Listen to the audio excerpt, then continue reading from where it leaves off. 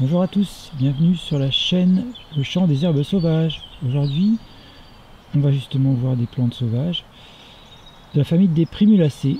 Et là, on a une scène assez rare, pour ne pas dire rarissime. On a trois espèces de primes verts,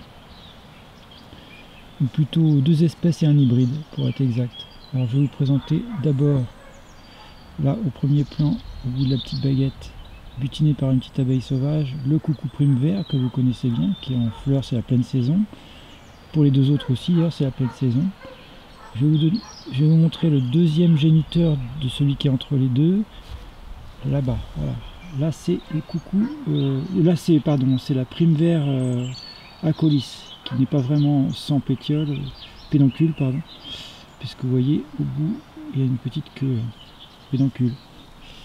Et donc, entre les deux, vous avez l'hybride entre les deux, c'est-à-dire Primula et Lacior, prime vert élevé.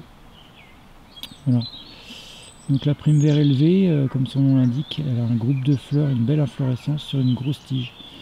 Et donc elle a les caractères génétiques du coucou et la grosseur de la fleur de la prime vert acol, ou Primula veris. Alors, il y a des confusions entre Primula veris qui décrit le coucou prime vert et puis la prime vert acolis. En fin de compte, dans la littérature, ça date de Linné. Bon, c'est bien aussi de retenir les noms vernaculaires, comme ça on ne fait pas d'erreur. C'est-à-dire coucou prime vert élevé et prime vert acol, ou prime vert tout court. Parce que c'est la première à fleurir avec le coucou. Des fois c'est ex aequo. Ouais, ils font un concours tous les ans.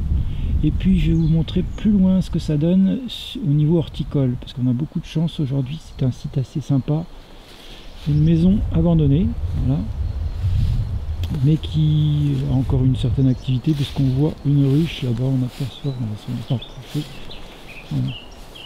Il y a une ruche qui est attachée à un poteau, donc il y a un apiculteur, il a bien raison, parce qu'il y a plein de plantes sauvages, et il y a un sublime poirier en pleine fleur. Voilà ce que ça donne, un poirier qui n'est plus taillé, finalement il est magnifique quand même, quand il est sain et pas attaqué par des pathogènes. Voilà, c'est magnifique. Pas besoin de sécateur, il y aura sûrement des poires. Si ça va jusqu'au bout avec les gelées tardives, il ne faut pas être trop audacieux, on verra ça après les seins de glace. Et voilà le spectacle sympa que je voulais vous montrer, c'est-à-dire tout un tas de camailleux de primes verts qui se sont naturalisés. Donc c'est les primes verts des jardins qu'on trouve sur les marchés, les primes verts horticoles, qui sont issus des trois premières que je vous ai montrées au début. Voilà, c'est pour ça que je voulais commencer par la base et terminer par le spectacle à la fin. Voilà. Donc en fait les propriétaires de jadis vous voyez, on voit encore les anciennes bordures en béton qui sont recouvertes de mousse là sous mes pieds. Et donc là c'était un petit massif avec des tulipes qui se sont elles aussi naturalisées, des jonquilles. Voilà, vous avez vu toutes les belles couleurs, c'est sublime. Hein.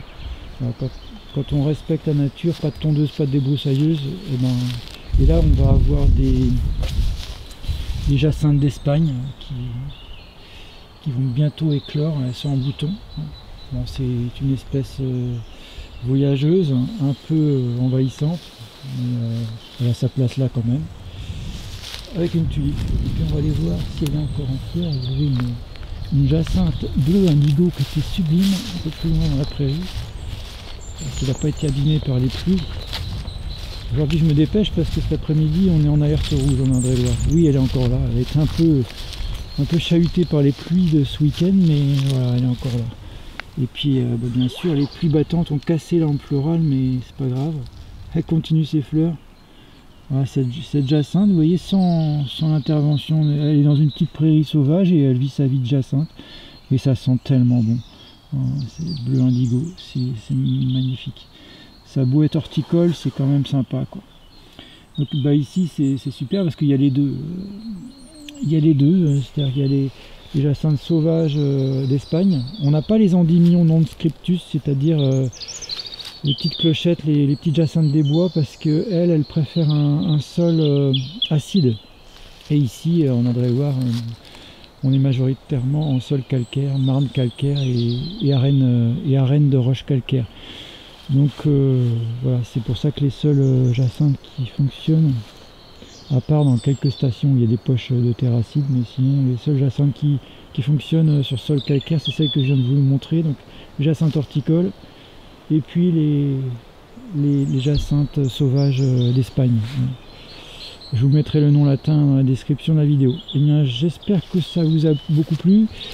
Et puis, si c'est le cas, partagez, c'est sympa, comme le nom d'une chaîne YouTube collègues et amis. Et puis, parce que mon entreprise a besoin d'être connue, et j'ai besoin de trouver des clients en agroécologie, il y a aussi ça à faire. Alors, voilà, j'ai besoin de votre soutien. Et puis, merci à tous et bien, bonne journée, à bientôt. Au revoir.